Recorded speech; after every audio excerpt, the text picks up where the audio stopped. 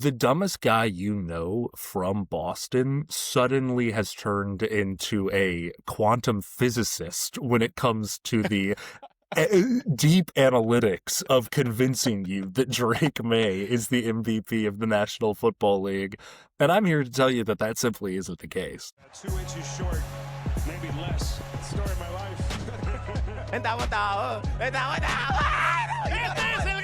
It's been a while since he's seen a hole that big. If you say he's a bust and you end up right, it's not because you're some genius. It's because you got lucky. How I feel, man? Tell me how I feel, El Freaky. We pray that these perk 30s would nourish us and allow us to throw the ball. They got to go get this bread. If you suck, you might as well suck with purpose. And so...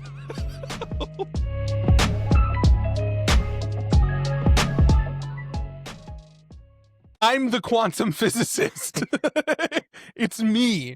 Because I actually do think that Drake Maye should be MVP. But in all seriousness, this is the discussion that's going on right now. Obviously, it's kind of a two-man race right now between Drake Maye and Matthew Stafford for the prestigious MVP award. And it seems like if you have an opinion, you have a strong one from based on discourse online. I don't actually have as strong of an opinion, but I do think that Drake Maye should be MVP. Obviously, Jonathan, as he said, does not agree. But Jonathan, how about we just get right into it? What is your case? Like, what do you think about Matthew Stafford, the MVP conversation? Like, what is your take? Big touchdown number, big yards number, Yes. old and awesome. Those Okay. are my 4 key points. Matthew Stafford is old and deserves it. And I'm making this in bad faith, to be clear, but I also kind of somewhat have a side of me that agrees with this.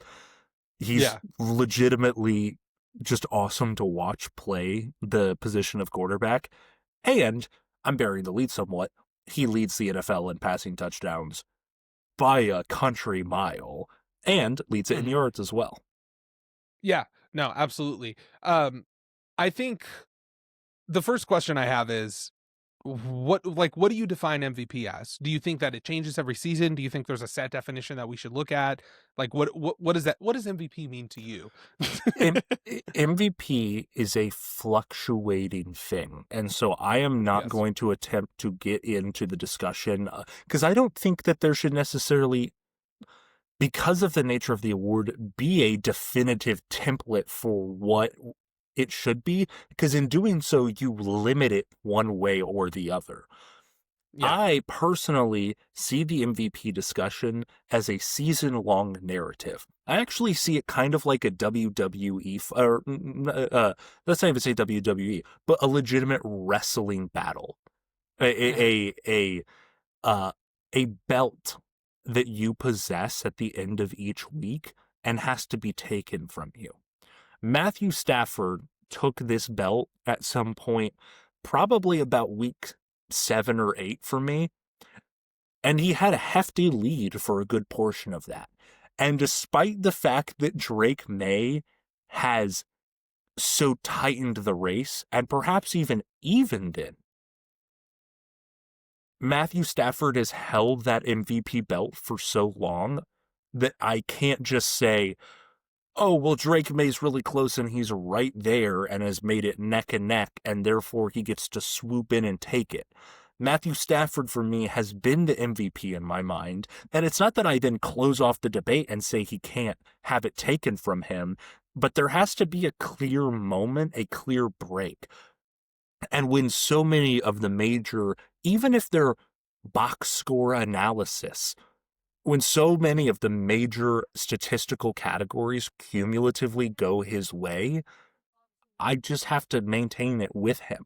And we can get into it, but it's hard to say at the position of quarterback that a man who threw 15 more touchdown passes than the other guy actually doesn't deserve to be the MVP. That's a really hard, that's, even if it may be stupid and it may be dumb, maybe I'm a dumb, stupid idiot. You're going to have to really convince me otherwise here today, Adam. Yeah, sounds good. I think for to what you said, like, I'm actually right there with you. I 100% thought that Matthew Stafford was the MVP, until, well, because here's the thing. It was one of those things where it's like, I think from a narrative perspective, it makes a lot of sense, especially given the impact that Matthew Stafford has been in the league for a long time. He's a likable guy. He survived all those years in Detroit.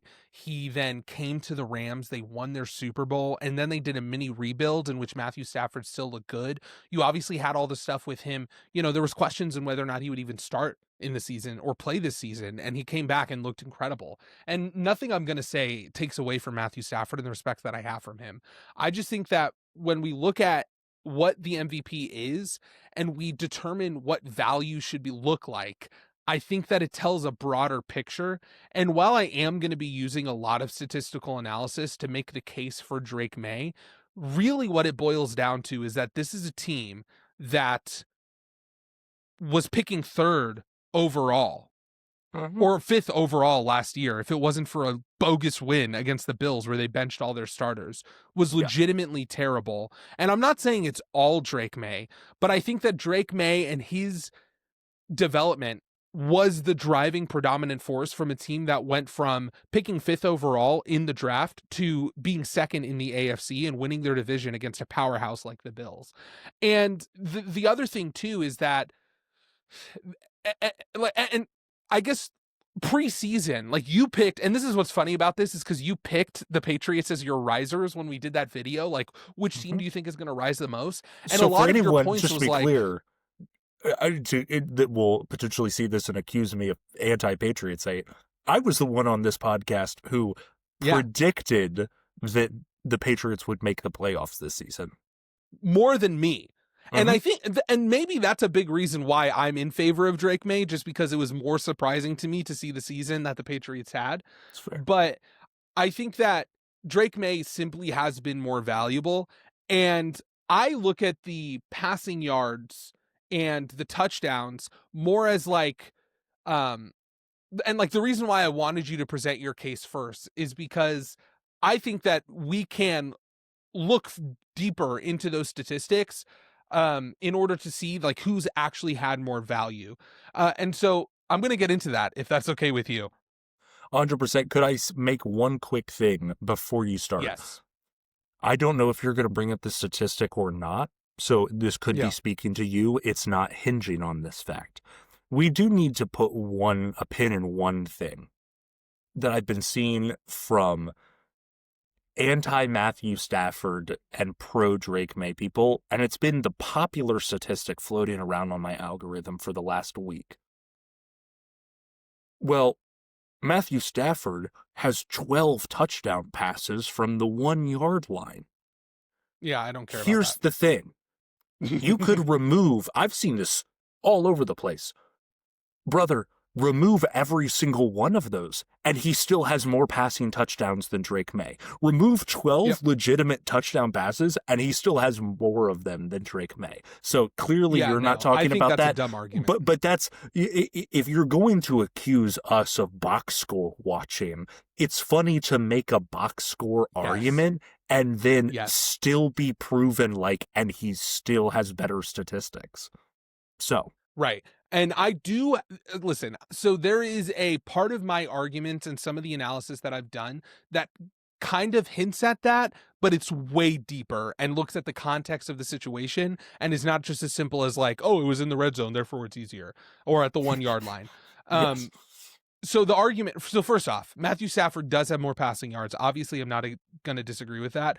That being said, I don't think you have to be a quantum physicist to basically just look at attempts and volume and then from there translate efficiency, right? So here are the quick numbers. Matthew Stafford has 597 passing attempts. Maye has 492.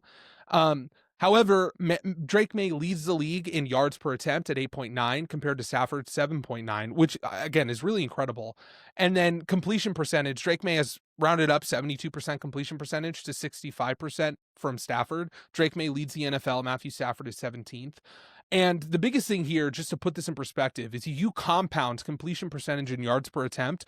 Drake Maye has about 670 more passing yards when you account for the margin between the passing attempts with Matthew Stafford and Drake Maye. And I'm going to be the first to tell you, because it's a small sample size, extrapolating like that is not logically consistent.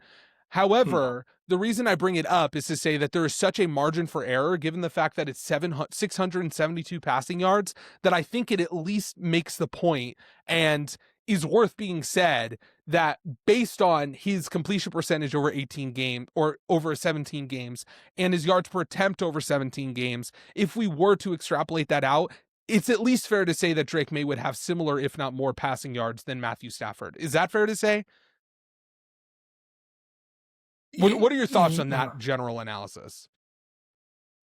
The problem is with that, though, and you pointed this out, but I'm the skeptic around here. That's how we're framing this. Yeah. Butterfly effect is that what if there's a scenario, and I'm not saying this is guaranteed the case, but if the Patriots offense is designed to give more of a brunt to Drake Maye, then it actually doesn't function as well as it is right now with his hyper efficiency.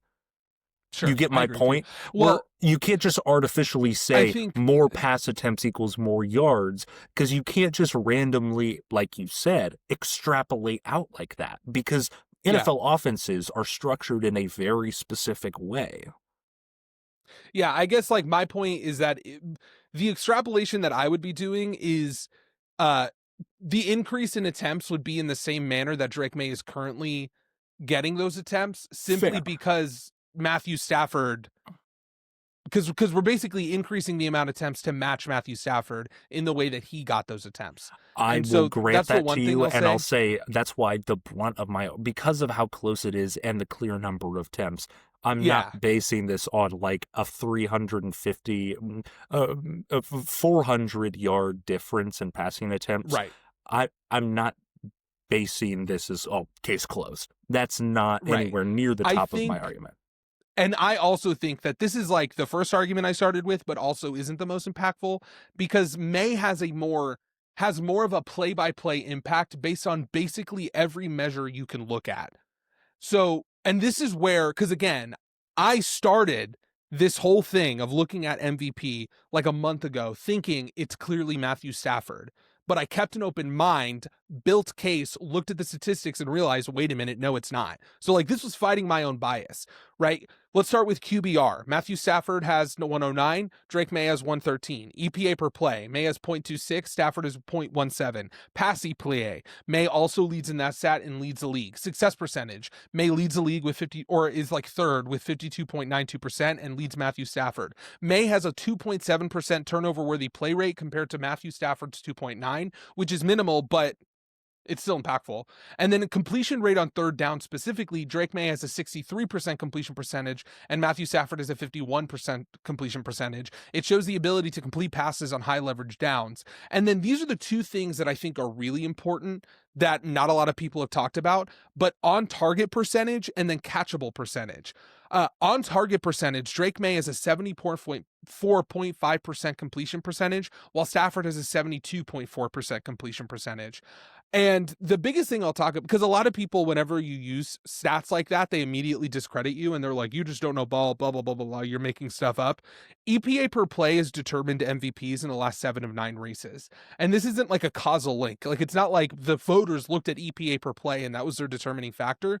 It's an incredibly accurate predictive measure to determine who's going to be MVP within the last 9 seasons, because it does a good job analyzing the play-by-play impact that a quarterback has in any given basis. And so basically what my point is when we're looking at the idea or the argument for Stafford of passing yards, not only can you do just like the basic level of critical thinking to say that Matthew Stafford has been more efficient with less passing attempt, or sorry, Drake Maye has been more efficient with less passing attempts, but you also can look at it from a play-by-play standpoint and see that Maye basically has the advantage in every single advanced statistic you could look at. My thoughts are this. I'm not going to have anything that rebuts that because you're providing statistics, but let me throw out some statistics of my own in a completely different area. The Rams played 8 games against teams, or I guess I'll frame this as Stafford played 8 games against teams that finished with a record above 500. The Patriots played 3 of such games. Stafford went 5-3 of those games. Maye went 1-2. In those 8 games, Stafford threw for over 2,200 yards, 22 touchdowns, and 2 interceptions on 63% completion percentage, compared to Maye's 3 games against such, where he had just under 700 and only 2 touchdowns. This is where I'll get into really quickly, because I think that the narrative, as much as I've agreed with you all season, has finally started to go the other way on the strength of schedule and strength of victory thing with the Patriots, where it's like, well, you play the team that's in front of you, they can't handle that, and they took care of their business. That's entirely fair, and that matters for a team. Because that's the only thing that matters at the end of the day for an NFL team, is winning the game against the team that's in front of you. When you're making an MVP case, and how strong of an MVP case that is, when you've only played 3 games against teams that were good by your standards, because that's the thing.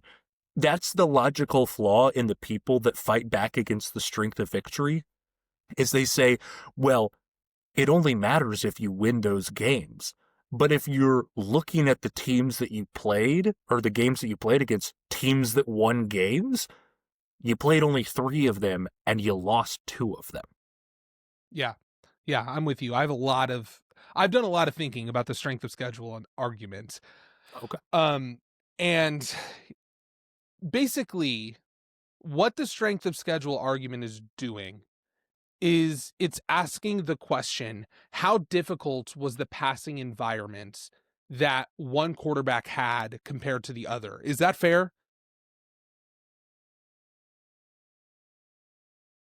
It might get a little bit narrow than I would like, but you're not far off. Yes.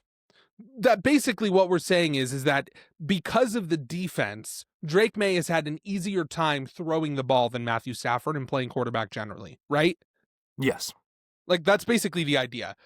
The problem is that what people are missing is that there's a second variable that, in my opinion, is significantly more important, and that's who they're passing the ball to and the environment that the offense creates. And so the question that I had when I was looking at this is, because again, it's not just, oh, the defense is harder, therefore the quarterback has a harder position, has a harder time passing the ball and playing. That's not at all that's not a big contributing factor into how successful a quarterback is going to be. A good example of that is the fact that Matthew Stafford's 2 worst games was against the Falcons and the Panthers. So, like, again, this idea that just because you play harder defenses inherently means you're going to play worse at quarterback is not entirely true. But secondly, I think that you have to ask the question, a better question to ask is, how good was the offensive pieces around the quarterback relative to their competition? And so that changes depending on how good those offensive pieces are, as well as the strength of schedule or how good the defense is that they're playing. I think the strength of schedule argument really is more impactful in terms of determining like general playoff success compared to the MVP debate. And I think that when you look at the numbers specifically, you basically begin to see that Matthew Stafford had a better situation passing the ball throughout the entire season by a margin that's way wider than I ever even expected. So first we can look at the pass catchers, right? Obviously Puka Nacua is a big factor here. But I wanted to look at one particular number with the pass catchers, which is separation percentage, the amount of plays and routes or targets, receptions that the wide receiver / pass catcher got where there was separation. Puka Nacua was 56%, Devontae Adams 36%, Kobe Parkinson's 46%, Kyron Williams 50%. Then you look at Stephon Diggs, who had 36% separation, Hunter Henry, who had 33% separation, Matt Collins, 30% separation, and Keyshawn Boutte, 35% separation. So what do we see? We learn 2 things. A, and this is obviously the case, that Matthew Stafford has way better pass catchers to pass the ball to. B, scheme-wise, the scheme is creating more opportunities for those wide receivers compared to the Patriots wide receivers. And so that's a big thing. and I'm just going to rant for a little bit because I'm going to go through basically every single aspect of the team that's not the quarterback to be able to isolate the quarterback as a variable. Next is the running game. So let's just look at the numbers real quick, specifically in the efficiency, because the Patriots run the ball more. That's why Drake Maye has less passing attempts. In terms of efficiency, the Rams have more yards per carry. They have they have a higher explosive run rate. They have a higher EPA per rush, and they have a higher rush success percentage or rate. Basically what that means is that their run game is just better when they run the ball. And so let's move on to the next thing that I think is the most important, the offensive line. This is, Jonathan, you're going to want to pay attention to this. This is boggling. The Patriots have allowed, I want to make sure I get to it right, 272 pressures. And keep in mind, significantly less dropbacks and attempts. 272 pressures. The Rams have allowed 176 pressures. Drake Maye was pressured 100 more times than Matthew Stafford, and Matthew Stafford had 100 more dropbacks. They also allowed around 30 more hurries and a hurry rate of about 7% more. Basically what my point is that the Rams offensive line was significantly better than the Patriots offensive line. And that is a huge factor that generally Stafford leads to has the most touchdowns in the NFL by far when being blitzed at 22. Matthew Stafford is great even when he's under pressure. I'm going to get to that. You ready? Okay. I'm going to get to that. Next, we got to talk about defense. Here's some key metrics for you, specifically that relate to this discussion, right? Sacks. The Rams have 47, the Patriots have 35. Interceptions. The Rams have 16, the Patriots have 10. Fumble recoveries. The Rams have 10, the Patriots have 8. Fumbles forced, 15-13. The reason I bring up those specific numbers when we're talking about the defense is because those are the specific numbers that generally are drive killers. Because a big aspect of how you generate touchdowns and yards is based on time of possession, which the Rams absolutely smoke the Patriots in when you look at the numbers. But I actually think this might be the biggest thing. And this was actually really interesting to dive into. If you are a ball knower and you, like Jonathan and I, look at the entire NFL and not just your team, and you're dialed into Rams football, let me tell you a story about how this Rams season went. Earlier in the season, around 5 or 6 weeks, Matthew Stafford, there was this weird question mark related to Matthew Stafford. And at this time, he was not in the MVP conversation. Drake Maye wasn't really either. This was like, Daniel Jones and Baker Mayfield. That was at the height of that hype. Matthew Stafford and the Rams had this crazy ability to have a lot of passing yards without a lot of touchdowns. Yes. And it was like, what happened? All of a sudden, seemingly out of nowhere, they started scoring a lot more touchdowns, and yet the passing yards went down a little bit. So what was the change? It was because they have a absolute madman calling the plays and designing this offense, and they started using a little something called 13 personnel. And so what 13 personnel means is you have 1 wide receiver, 1 running back, and 3 tight ends. And I'll ask you, if you watch football, how many times have you seen 3 tight ends on the field at one time? It doesn't happen a lot. The Rams at the end of the 2025 season used 13 personnel 30% of their plays. In second place was the Steelers with 14% of their plays. The reason why the Steelers are so high, they don't have any wide receivers, right? All they have is DK Metcalf, but they also have Jonnu Smith, Pat Freiermuth, and Darnell Washington. So it makes sense that they would use 13 personnel a lot. Basically what I'm saying is the use of 13 personnel at a 30% usage rate is historical and unprecedented, and only a crazy person would try it. That crazy person try it, and this is the impact that it had on the offense overall. This is Matthew Stafford's statistics in 13 personnel versus all other personnels. His completion percentage in 13 personnel was 69% compared to 63% in all other personnel. His yards per attempt was basically a yard higher. His touchdowns, 20 touchdowns in 13 personnel to 26 in all their personnels. Interceptions, he had 0 compared to 8 in all other personnels.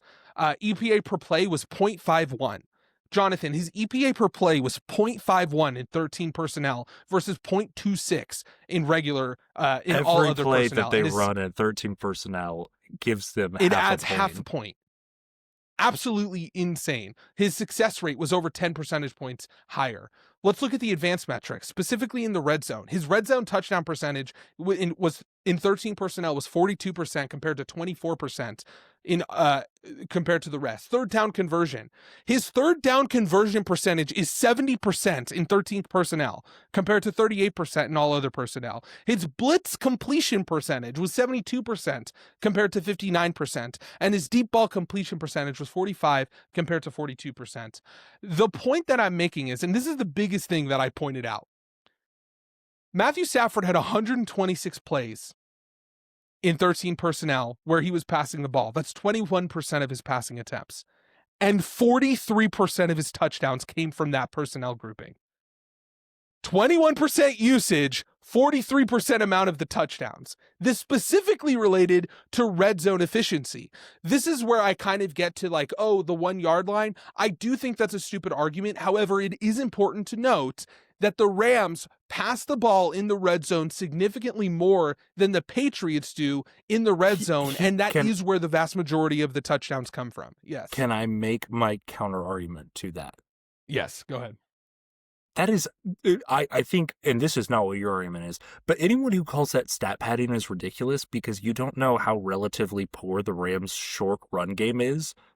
So, also, it's not. To pretend that throwing a touchdown from the 1 yard line is actually it's not only not easy, it's probably actually harder than throwing one from the 10 yard line. Do you know how little space there is when you're at the 1 yard line and throwing a touchdown? Like, that's actually really hard to do. Mm-hmm. Yeah, no. But here's my point, right? And this is where it gets kind of crazy. The Rams, in the first 6 weeks of the season, when they didn't use and this is my point, the first 6 weeks of the season happened, the Rams didn't use 13 personnel. Right when they started using it, Matthew Stafford got MVP hype. The reason I'm pointing this out, because this isn't to discredit Matthew Stafford, because he still got the touchdowns, right? The problem is that when you're asking the question, and this specifically relates to strength of schedule, how difficult of a passing environment did Drake Maye have compared to Matthew Stafford? Matthew Stafford had a offensive madman who put 3 tight ends out there because his team was uniquely able to do that because of their tight end depth. I don't know if you remember this, but during the offseason, one of the biggest things was like, why do they have so many tight ends? And they weren't using them. And then all of a sudden they did, and it started going absolutely crazy.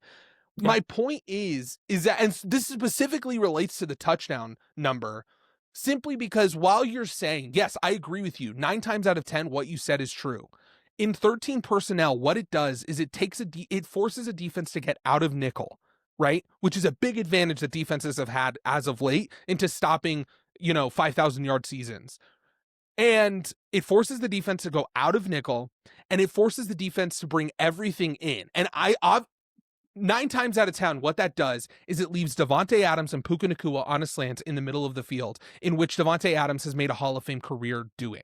What you're telling me basically is that Drake Maye, I mean, if 13 personnel is so wonderful, Drake Maye's clearly not good enough to run 13 personnel.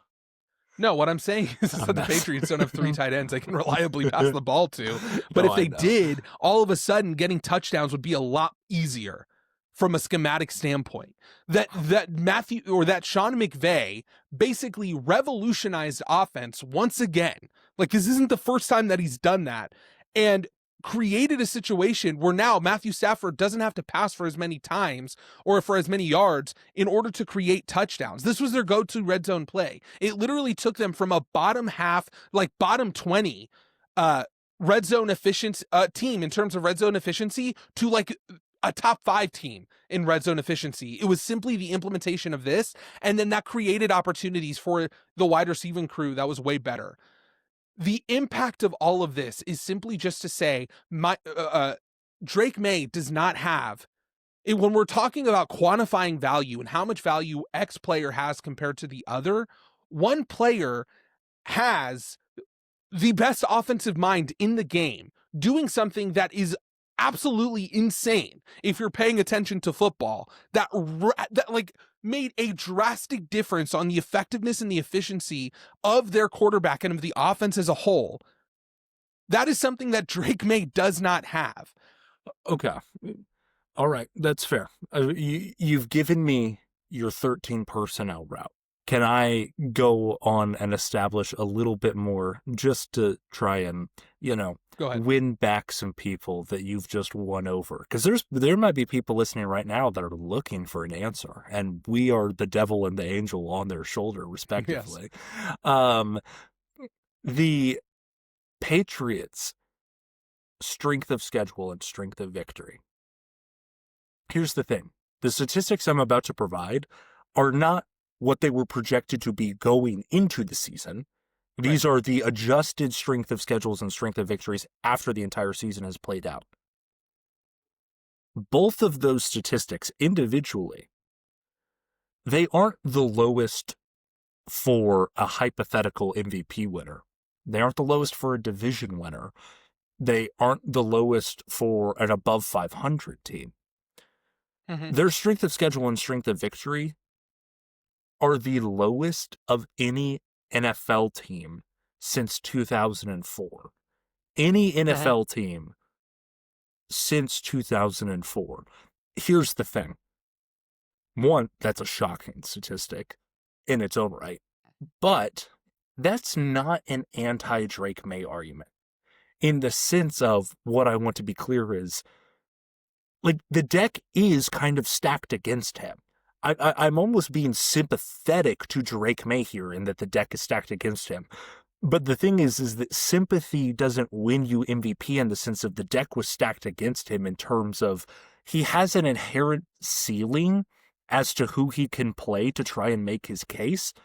And that sucks for him, but the ceiling is still there. I mean, the lowest strength of schedule and strength of victory of anyone since 2004 is a little wild. I agree with you. I just think that if you asked every quarterback in the NFL, would they rather have a better pass catcher, a better run game, a better defense, a better offensive line, and a better offensive scheme, that they'd pick that over having an easier schedule 10 times out of 10. Because here's the thing.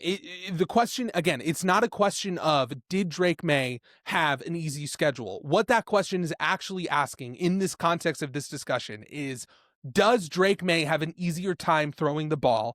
Does he have an easier passing environment? And what I'm saying is that the biggest determining factor in how successful a quarterback can be is the ancillary pieces on their team, not the defense that they're going against. While that matters, it's not the biggest factor. And the fact of the matter is that when we look at that, I like, in my mind, it's just so clear that Matthew Stafford has such a better situation around him. And the reason why that's even more impactful than the strength of... We get into the level where we're talking about some things that are slightly hard to quantify for me. And I'm making this more so generally, not directly at you. And it's going to be a little bit straw manny, is like, you can't do the argument, and you're not doing this, of like, well, it's a value discussion. So what if we removed Drake Maye from this team? How good would they be then? And it's like, I agree. And it's like, well, what if we remove Stafford? Like, the answer is of MVP teams, if you removed them from the team, it'd be a bad football team. Like, that's the case. The other thing is, I don't like the people who are comparing it to, well, look how far they've risen from last season. One, because of the strengths of schedule and strength of victory, but perhaps even more so from that, that's conveniently glossing over the fact that they added someone who typically Drake Maye fans are the same people in the same breath who are like, the Titans letting go of Mike Vrabel might be the worst, decision that was made by an organization in the last 5 years. Like, you added one of the best head coaches in the NFL and an offensive coordinator, the play caller for Drake Maye, who happens to have the most Super Bowls of any coordinator ever in 6. The Patriots dynasty didn't win a single Super Bowl without Josh McDaniels on their coaching staff. I don't know. That factors into it for me somewhat when you're talking about the ability of the pieces around him. The Patriots didn't just magically get better because Drake Maye suddenly turned in to the greatest quarterback on the planet, in the same way that Matthew Stafford, when he's been battling injuries over the last few seasons, the Rams are pretty bad when he's not playing there. So the value discussion for me, I get it. In the margins, do they have a better offensive line? Do they have some better weaponry? Do they have a superior play caller? Yes. But I do think those things are a little bit more in the margins enough to where the raw statistical advantage that Stafford has evens it out for me. That's my position. Yeah, I just don't think they're in the margins even a little bit. I truly don't think you understand the difference between this Rams team and this Patriots team in terms of roster construction and the impacts that they've had on the field. Jonathan, what about the defenses? The offensive line of the Patriots let up over 100 more pressures with 100 less snaps. I'm there with you. That's crazy. That's an insane number. What do you mean, what about the defense?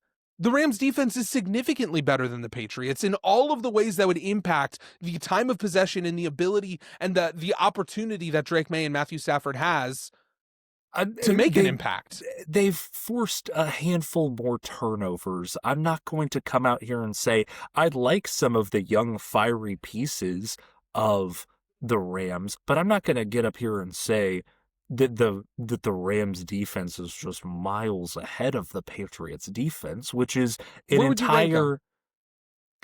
I don't know. In fact, I don't have the scoring defense numbers or total defense numbers up in front of me right now. It's pretty close.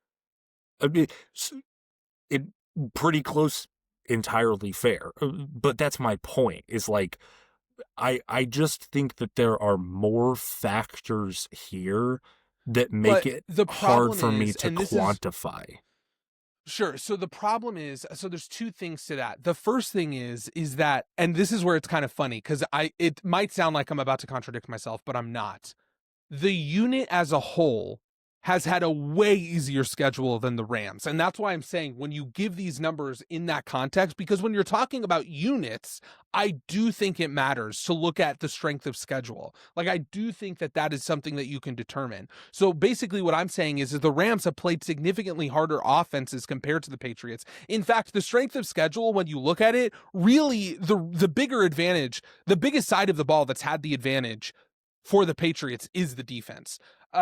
But my point of all that is being said is that that doesn't apply, however, when you're talking about an individual player, because there are so much more impactful things that determine that determine success at the quarterback position. I don't know if you remember this, but I actually did this analysis earlier where I said basically of the last 10 MVPs, or it might have been 20, like 1 or 2 of them had a bottom 5 offense, or didn't have a top 5 offensive line. And so Drake Maye winning MVP would be breaking that trend because he has had a statistical season that is, so close to Matthew Stafford's when you actually look at the raw data and do some statistical analysis. I guess we don't want to talk ourselves into trenches and repeat ourselves here too much. I consistently return to, especially in the passing touchdown game, which, yeah, it's one number, but it's the thing that quarterbacks do is throw touchdowns.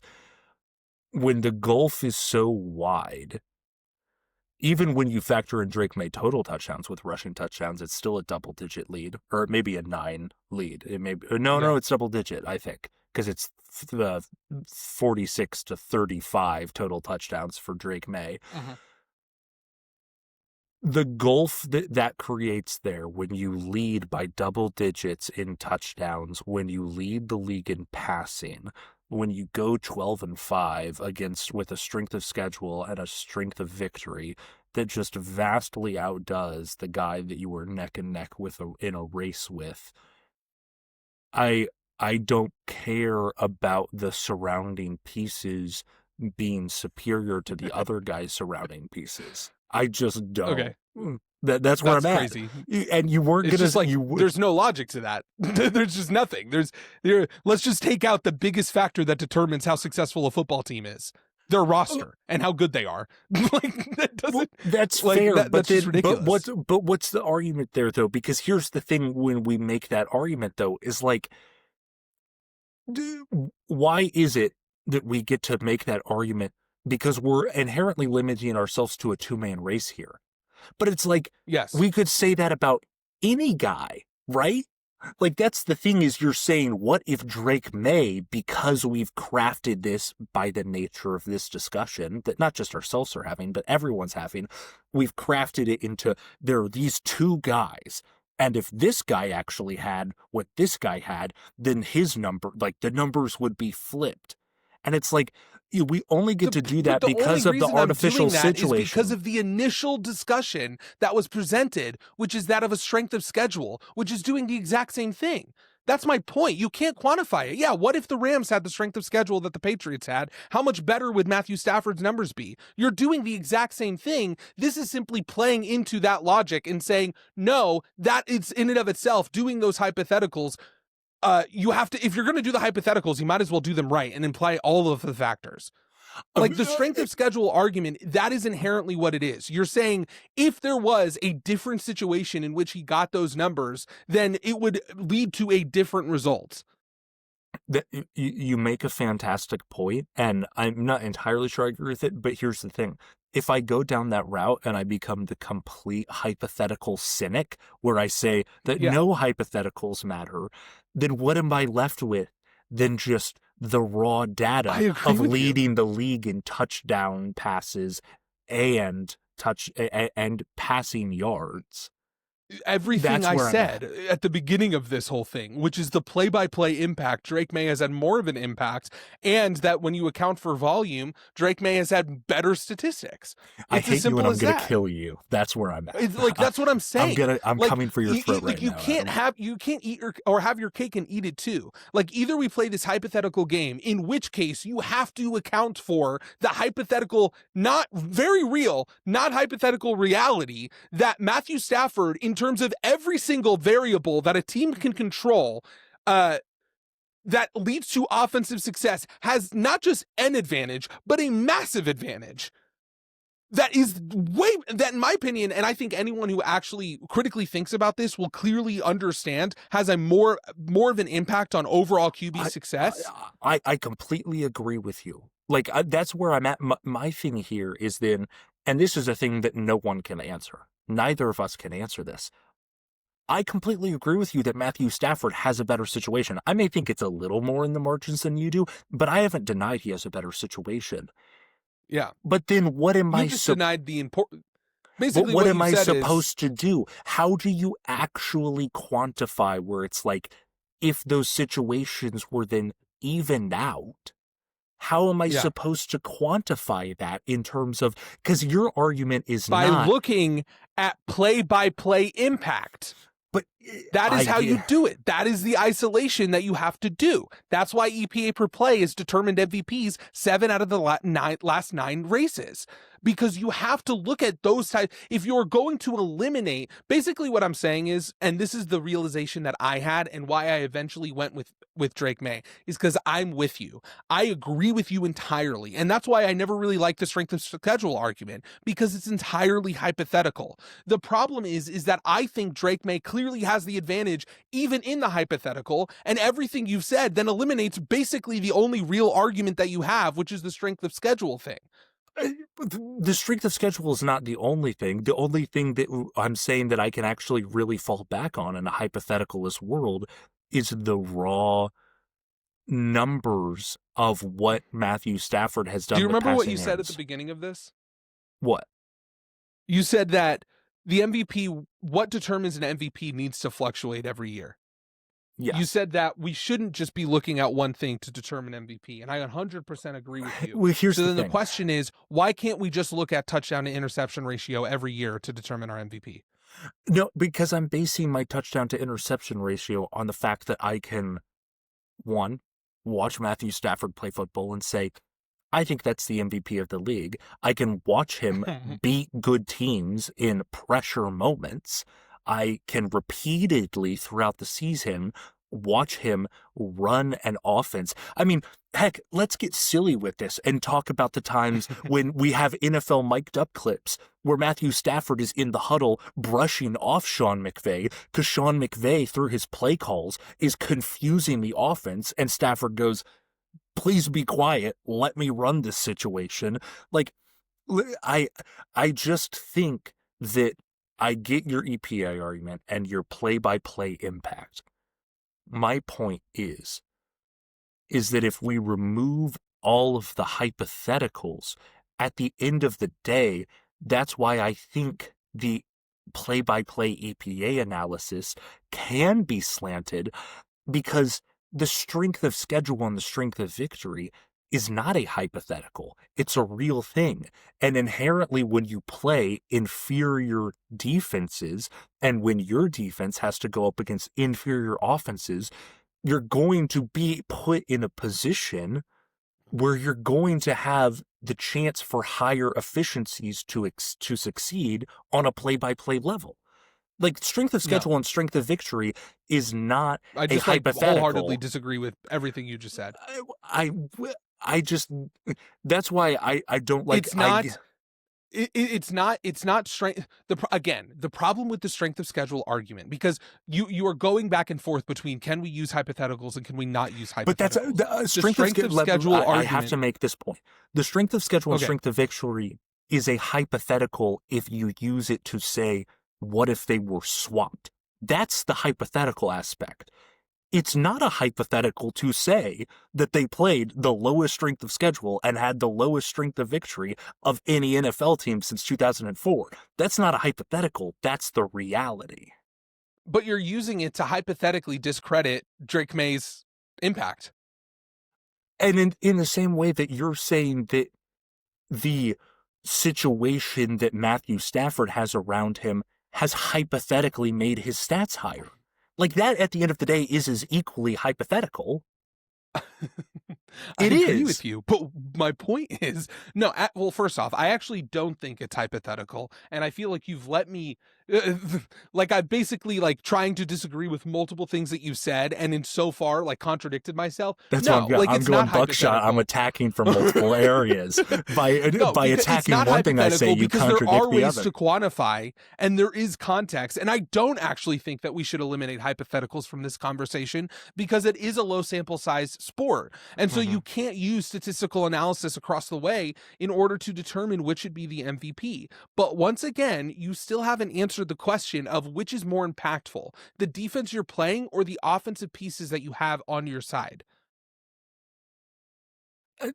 That's a really hard question that I like. Obviously, my gut reaction just to win the argument is to say the defense that you play against. I'm not entirely sold on that. Like, there's a lot that goes into that, because you can say, well, because I also don't think that that's fair. You're splitting between the two of those, but those are really the same thing redefined.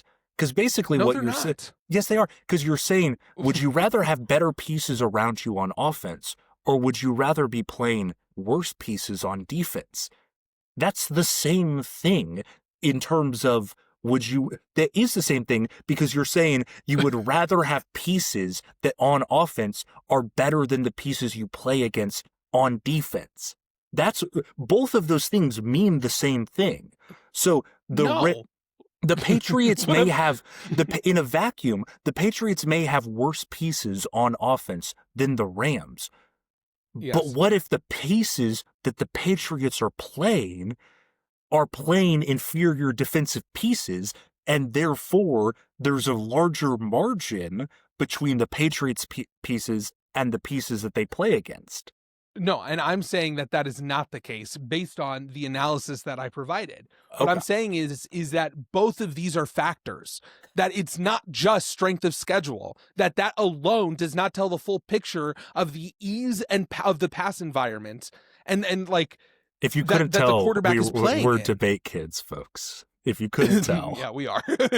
And so basically what my point is you can quantify certain things related to this, so make it not hypothetical. You can quantify that Matthew Stafford's receivers have way more separation compared to Drake Maye's. You can quantify that the offensive line of the Patriots is significantly worse than the offensive line of Matthew Stafford. And you can quantify that the running game is significantly less efficient from the Patriots to the Rams. And then you can also quantify, and I do think you can quantify, the fact that when the Rams implemented an historical unprecedented personnel usage, it significantly increased the impact that Matthew Stafford had on the field. From the point, that was the moment in time. And I'm not going to say like that I could, you never know exactly what was the difference maker, but I think it's fair to say maybe that this is a large reason why Matthew take. Stafford started getting MVP hype is because of the use of 13 personnel.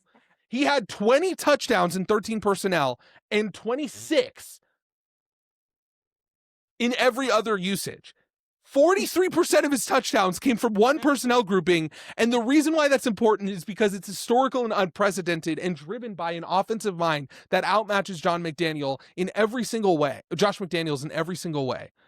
Like, maybe it's a mongoloid take, but like Matthew Stafford still has to run that offense. Like, I agree with you. But what I'm saying is that because of the unique position that the Rams are in with how deep their tight end room is, and really kind of baffling, like it really was kind of a weird situation where it's like, why does this team have 6 tight ends casually? Before the season, that was a question that a lot of people had. But it turns out that it worked off really well because it created such an easy. It didn't matter the defense. The only defense that could stop it was the Seahawks in that first matchup. But then they were able to produce offense. That being the Rams in the first matchup I'm talking about. They were able to produce offense outside of 13 personnel through Kyren Williams in the run game. So basically what my point is that it does matter. Because if we're going to say, yeah, I can confidently say that in 13 personnel, the Rams offense basically against any defense creates an easier pass environment than anything that Drake Maye has thrown the ball in. Even you with know worse what I defenses. think creates a passing environment? Playing the team that for the first time in NFL history didn't intercept a pass the entire season twice, and played the Dolphins and playing the Raiders. Like, that's my point, is that I agree with you. In a vacuum, the pieces that the Rams have are better than the Patriots pieces. But in the context of the teams they're playing, the Patriots pieces were more than adequate enough compared to the pieces that they played against. Yes, but clearly there is an advantage for Matthew Stafford. And that fundamentally, I think, is where we differ. And I don't think we'll be able to change each other's minds. But again, and this goes back to what I said at the beginning of this, which is that Drake Maye, I just think, has created more value for his team. I think that when you look at the numbers, when you look at the fact that he's been more efficient, that he has had more of an impact on a play-by-play basis, and then you take into account the fact that Matthew Stafford has had an easier situation to pass the ball because of how dominant that offense is and the scheme that they employ. Again, I don't want to get too into hypotheticals, but think about like Mac Jones. Like, scheme is so important. Mac Jones looked incredible. Mac Jones is not a good quarterback outside of Kyle Shanahan, and he looked incredible. The reason I'm bringing that up is simply just to say, yes, schemes can make the job of the offense or of the quarterback way easier against really good defenses. But what about...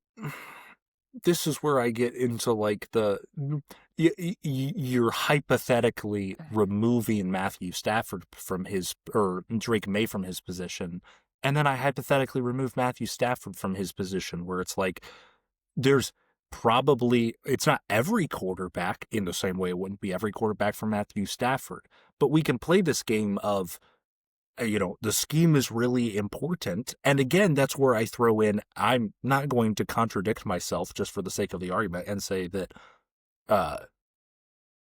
Sean McVay is not the best head coach in the NFL, specifically offensive play caller. Josh McDaniels is pretty freaking good. He's won 6 Super Bowls. Like, I think the offense that he runs is pretty good. I think he has a pretty good scheme. It's a scheme that has won the Patriots this many games, put them at the 2 seed in the AFC. Sure. In closing, I love you, Adam. I hope this didn't destroy our friendship. It didn't. I just think that you're wrong. No. And I think that you're wrong. I think really the closing argument really, or the closing idea really is for Drake Maye. This is a team that Drake Maye is, I think, clearly the biggest factor in a team going from, bottom of the league, picking 5th overall, to now being 2nd within their own conference. And I think you see that, and even just winning the AFC East. Like, Drake Maye is the reason why they beat the Bills the first time. It was the incredible plays that Drake Maye made in that game. And the reason I'm saying that is to say that while I do think Matthew Stafford had an incredible year and is a great quarterback, I also think that Matthew Stafford just clearly has had more value to his overall team production. And that's what we're missing here. Because the problem is that even though, yes, Drake Maye has had an easier strength of schedule, you can apply strength of schedule to and to provide context to the stats that Drake Maye had and the efficiency that he had. You can apply it in terms of asking how much value did Drake Maye have to the team. Where, on the other hand, you can look at the situation that Matthew Stafford has to apply and apply that to the context and the numbers that he got, as well as the value that he had to the team. Matthew Stafford, again, has a significantly better pass catching group, maybe not significantly, but a fairly better and more efficient running game, a significantly better defense, and a significantly better head coach that implemented an historical, unprecedented personnel usage, which drastically increased. And this is the thing. Matthew Stafford did not start playing better in 13 personnel usage. If you watch the games, you would know that. He was still, but what it did was it gave him more opportunities to score touchdowns. And the reason why that's impactful is because of how crazy it was for Sean McVay to implement. For that reason, I think Drake Maye has been the most valuable player in the NFL, and he should be MVP. All right. Here, I'll make my closing argument, and it'll be quick. And this isn't to you. This is to the viewer at home. Do you like football? Do you love football? Football used to be a sport where men were men. You got hit hard, you got back up. Matthew Stafford's done that many times throughout his career. Are we at the point where the nerds have won? Are we at a point in the MVP debate where we just let the nerds win? Remember when football was cool and manly and fun? Remember when you didn't have to have a degree in statistical analysis to decide who was a slightly better quarterback if you look at the EPA per play? If you actually look at his average yards per attempt and per dropback, it's actually 0.05 yards higher. Remember when we didn't have to do that? And if you remember a time where we didn't have to do that, then I think that you know who the MVP of the National Football League is. Oh my gosh, I hate you right now. Gosh. It's okay, Adam. I said that all with love. Get out of here. So basically what you're saying is Matthew Stafford just has more dog. In the same breath, I know there's some, NFL statistical companies out there that are looking to sponsor us. We would love for you to do that. Oh my gosh. No, well, guys, if you like this discussion, I think we clearly covered everything. And Jonathan, I think you did a really, really good job for what it's worth. Like, I think that even though you're wrong, and I completely disagree with everything you said, And I think that you contradicted yourself constantly, basically, and every That time was you my opened your mouth, it was a strategy. bunch of bullcrap. Even though I think all of that is true, I also think that, listen, if you're someone who just, and this is the thing that I was kind of waiting for you to say that you hinted at the end, which is like, there's also a certain aspect which I don't discredit or disrespect, where it's like, if you just like watch football and like watch Drake Maye versus Matthew Stafford and was like, nah, dude, Matthew Stafford was just better. That may be the Good best for you, argument. man. Like, yeah, that's like literally. And you know, to close, I think that's the beauty of the MVP race, and I think that's honestly what it should be, and why I don't think people should take it this seriously. You know, like if you really do believe that Matthew Stafford or Drake Maye, or maybe even Justin Herbert, listen, I have a whole bunch of evidence and reasoning for why Justin Herbert should technically be MVP. Because, hey, I'm just saying, dude. But if you're one of those people that just want to watch the game and just look at it, then that's good for you. And with at the that end in of the day, mind- neither it doesn't matter for either of these guys because Tyler Shuck is coming. Tyler Shuck is coming. The 4-time MVP, 4 times in a row. True. He'll People beat don't understand. Brett Favre. You know, he did it 3 times in a row. Suck it. That's my hot take. I need a Tyler Shuck poster. You really I do. need one so bad. Alrighty, guys. I hope you enjoyed. Make sure to like, comment, subscribe. Give us your thoughts on who you think should be MVP. And we'll see you later.